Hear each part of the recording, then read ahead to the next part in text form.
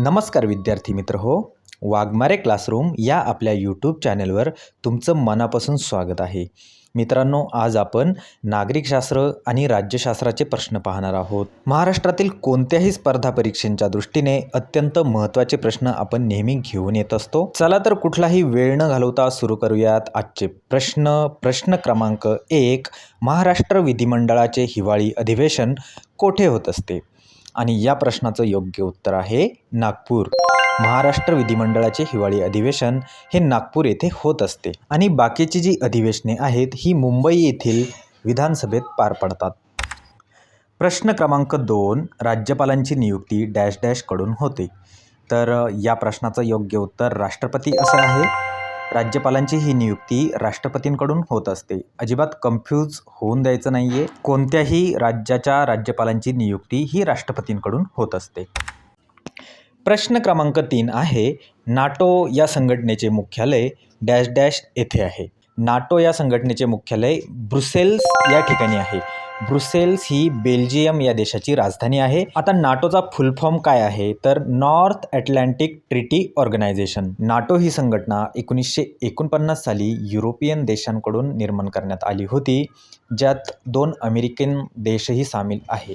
आणि सध्या नाटो या संघटनेची सदस्य संख्या 30 इतकी आहे, म्हणजेच 30 देश या संघटनेत सामील आहेत. प्रश्न क्रमांक 4. स्वतंत्र व सार्वभौम देशांची मिळून निर्माण होणारी व्यवस्था, अशा व्यवस्थेला काय म्हणतात? तर अशा व्यवस्थेला आंतरराष्ट्रीय व्यवस्था असे म्हणतात. जगातील सर्व स्वतंत्र देश एकत्र येऊन जागतिक पातळीवरती त्यांची एक संघटना तयार करतात आणि याच व्यवस्थेला त्या ठिकाणी आंतरराष्ट्रीय व्यवस्था असे म्हटले जाते, ज्याद्वारे परस्परांमध्ये ते काही देवाणघेवाण करतात, आर्थिक व्यवहार करतात, एकमेकांची मूल्ये जोपासतात. तर या व्यवस्थेला आंतरराष्ट्रीय व्यवस्था असे म्हणतात. प्रश्न क्रमांक 5.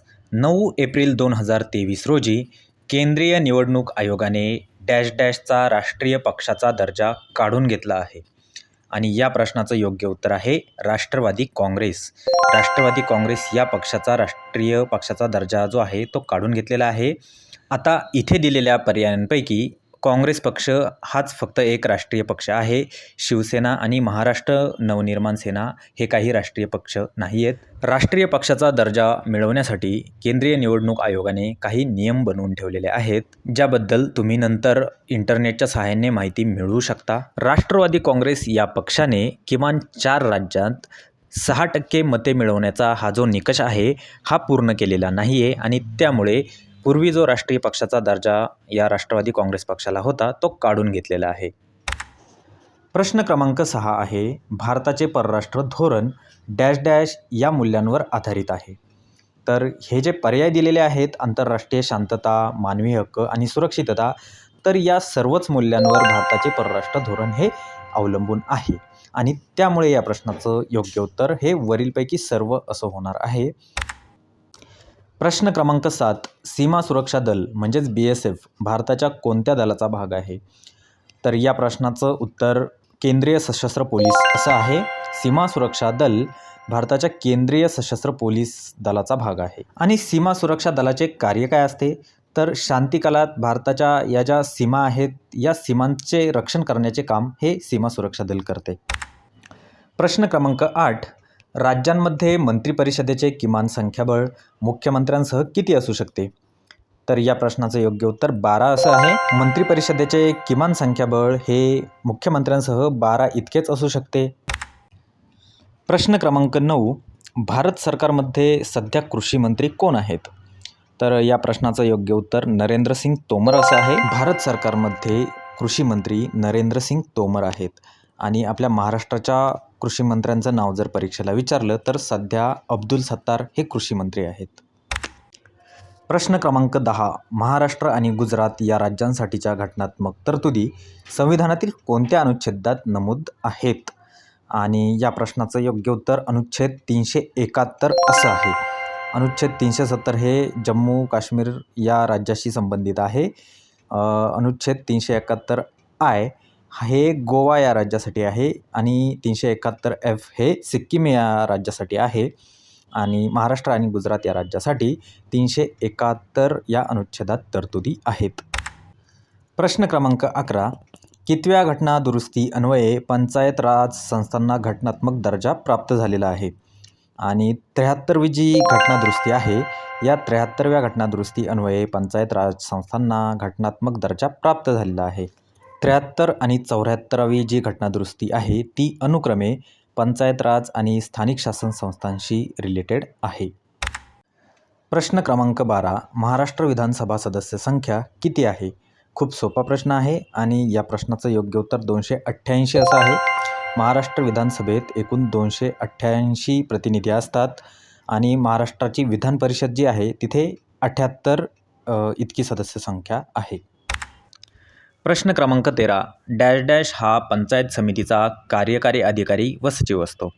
तर गट विकास अधिकारी हे जे आहेत हे पंचायत समितीचे कार्यकारी अधिकारी असतात.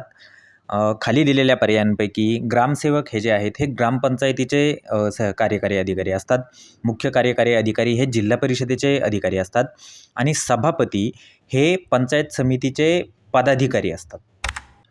पुढील प्रश्न आहे, खालील पर्यायांपैकी कोणत्या परिस्थितीमध्ये मध्यावधी निवडणुका लागू शकतात?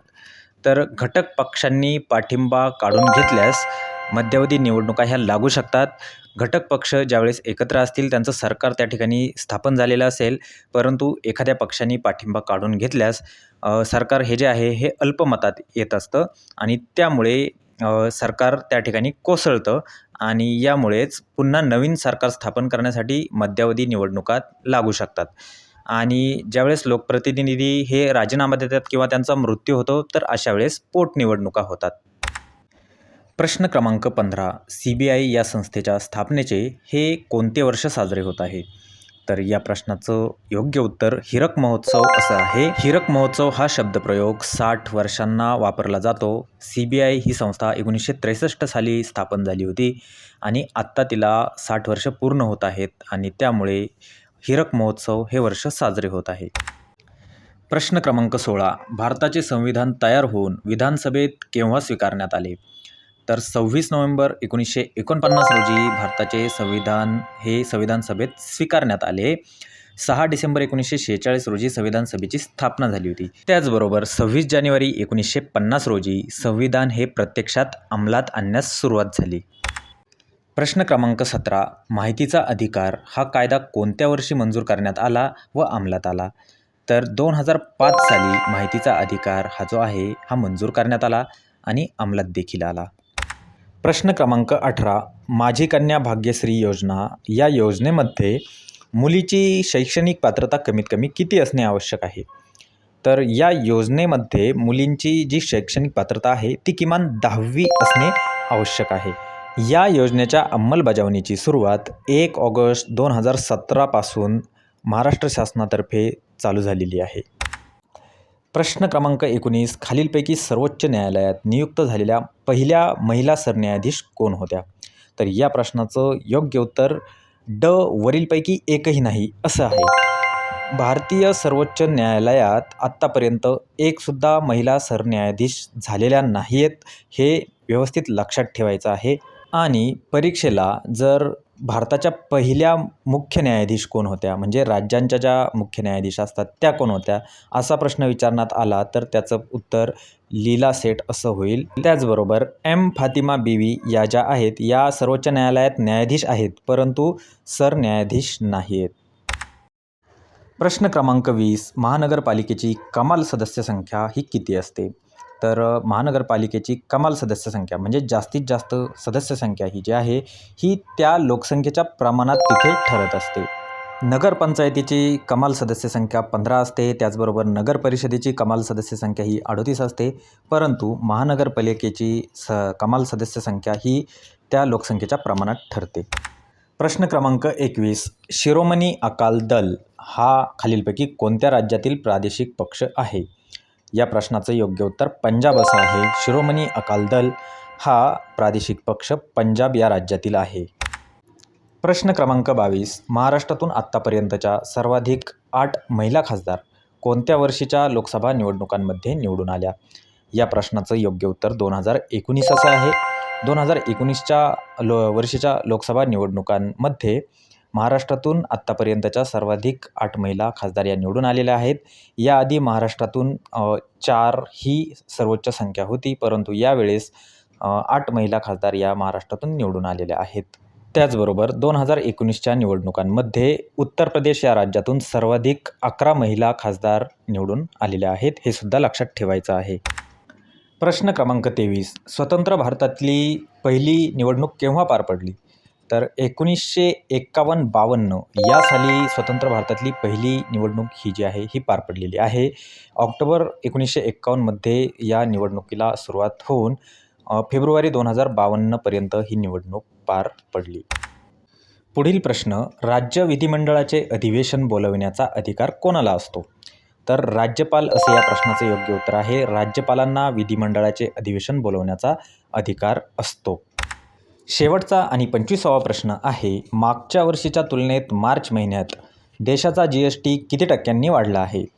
आणि या प्रश्नाचं योग्य उत्तर 13% असं आहे. मागच्या वर्षीच्या तुलनेत यावर्षी GST हा 13% वाढलेला आहे. तर अशा प्रकारे आपण या ठिकाणी राज्यशास्त्राचे पूर्ण 25 प्रश्न पाहिलेले आहेत. त्यापैकी तुम्हाला किती प्रश्नांची योग्य उत्तरं देता आली कमेंट करून मला नक्की सांगा. व्हिडिओ आवडला असेल तर व्हिडिओला लाईक करा, चॅनलला सबस्क्राईब करा, कारण अशाच प्रकारचे व्हिडिओज आम्ही तुमच्यासाठी घेऊन येत असतो. खूप खूप धन्यवाद.